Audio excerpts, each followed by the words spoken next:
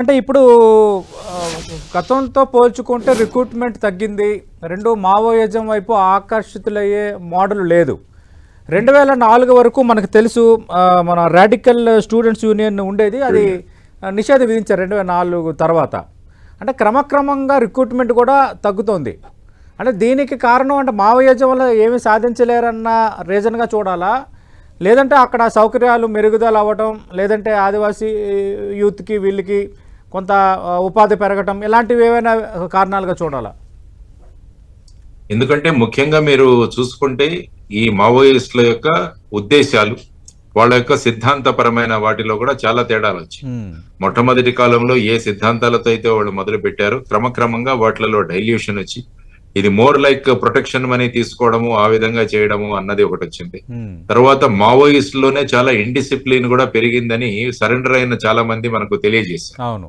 అక్కడ ఉన్న మావోయిస్టులో ఉన్న స్త్రీల పట్ల వాళ్ళ ప్రవర్తన ఇవన్నీ కూడా చాలా వెలుగులోకి వచ్చాయి మనకి. ఆ తర్వాత వచ్చేసి ముఖ్యంగా ఆదివాసీ ప్రాంతాలు కూడా అభివృద్ధి చెంది అక్కడ ముఖ్యంగా మీరన్నట్టు అక్కడ రిక్రూట్మెంట్ అంటే గవర్నమెంట్ సంస్థలలో ముఖ్యంగా పోలీసులో వాళ్ళు రిక్రూట్ అవ్వడము, ఆ తర్వాత వచ్చేసి వాళ్ళ ఉపాధి పెరగడము, ఆ తర్వాత వారు కూడా తర్వాత రోడ్డు సౌకర్యాలు కూడా పెరగడం, కాబట్టి అభివృద్ధి వారి ప్రాంతాలకు చేరడం. ఇంతకు ముందు ఏమయ్యేదంటే అక్కడ రోడ్లు బిల్డింగ్స్ నిర్మిస్తున్న కాంట్రాక్టర్లను వీళ్ళు చంపేసేవాళ్ళు. హ్మ్. సో ఆ విధమైన పరిస్థితుల్లో 94 నుంచి 96 వరకు గడ్చిరోలి అన్న ప్రాంతంలో నేను పనిచేశాను. సరే. ఆ సమయంలో కూడా ఈ కాంట్రాక్టర్లను వీళ్లను ఎవరిని రానియకుండా వాళ్ళకు వార్నింగ్ ఇచ్చేవాడు. హ్మ్. అప్పుడు మేము ఏం చేశామంటే మహారాష్ట్రలో సుమారుగా 360 కిలోమీటర్లు border road organisations okay. BRO ద్వారా అక్కడ రోడ్లు వేయించే ప్రక్రియ చేపట్టాం. హ్మ్. ఆ తర్వాత 360 కిలోమీటర్ల రోడ్లు ఏర్పడిన తర్వాత ఆటోమేటిక్ గా ప్రజలకు కూడా అర్థమైంది. వీళ్ళు మనల్ని అభివృద్ధి నుంచి దూరం చేయడానికి ఈ విధమైన బేసిక్ మనకి ఏదైతే ఫెసిలిటీస్ ఉండాలో వాటన్నిటి నుంచి మనల్ని దూరం చేస్తూ మనం ఇదే వ్యవస్థలో ఇలాగే ఉండిపోవాలన్న ఒక కౌంటర్ ప్రాపగండా కూడా జరిగింది. దానివల్ల ముఖ్యంగా ట్రైబల్ ఆదివాసీ యువతరం ముఖ్యంగా ప్రభావితమైంది. హ్మ్. తర్వాత ప్రభుత్వాలు కూడా అన్ని రాష్ట్ర ప్రభుత్వాలు కూడా నక్సల్ ప్యాకేజ్ తో సపరేట్ డెవలప్మెంట్ స్కీమ్స్ కూడా మొదలుపెట్టారు.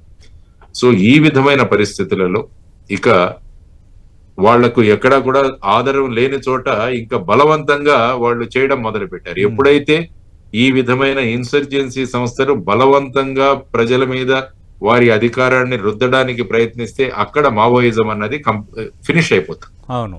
యాక్చువల్ గా ఇది చేప మరియు నీరు ఈ రెండు కలిసి ఉన్న ఇది. ఎంతవరకు నీటి సపోర్ట్ ఉంటుందో అప్పటి వరకు మాత్రమే చేప జీవించగలదు. హ్మ్. ఆ నీరు క్రమక్రమంగా తీసేస్తే ఆ ప్రాంతంలో ఫిష్ కెనాట్ సర్వైవ్. హ్మ్. అదే విధంగా నక్సలిజం కూడా పీపుల్ సపోర్ట్ తోనే అది ముందుకు వెళుతుంది. ఎప్పుడైతే ప్రజల యొక్క సపోర్ట్ తగ్గిపోతుందో ఆటోమేటిక్ గా వీళ్ళు వాళ్ళ మీద జులుం చెలాయించడానికి ప్రయత్నిస్తారు. ఆ సందర్భంలో ఘర్షణ మొదలవుతుంది. హ్మ్. ఆ తర్వాత ఇన్ఫర్మేషన్ ఫ్లో స్టార్ట్ అవుతుంది సెక్యూరిటీ ఫోర్సెస్ కి. చాలా మంది పోలీసుల ఇన్ఫార్మెంట్స్ అన్న నెపంతో కూడా చాలా మంది అమాయకులను చంపేస్తుంటారు. అవును. ఏదైనా ఒక సంఘటన జరిగిన తర్వాత ఈ ఇన్ఫర్మేషన్ ఎలా వెళ్ళిందని వాళ్ళు అనలైజ్ చేసి ప్రజలు చూస్తుండగానే అటువంటి వారిని చంపడం, ఇది కూడా ప్రజల్లో ఒక ఏహ్య భావాన్ని పెరిగింది వారి పట్ల. సో ఇవన్నీ కూడా కారణాలు మనం తీసుకుంటే ఫైనల్ గా it is going towards final ending of Maoism in the country అని మనం అనుకోవచ్చు.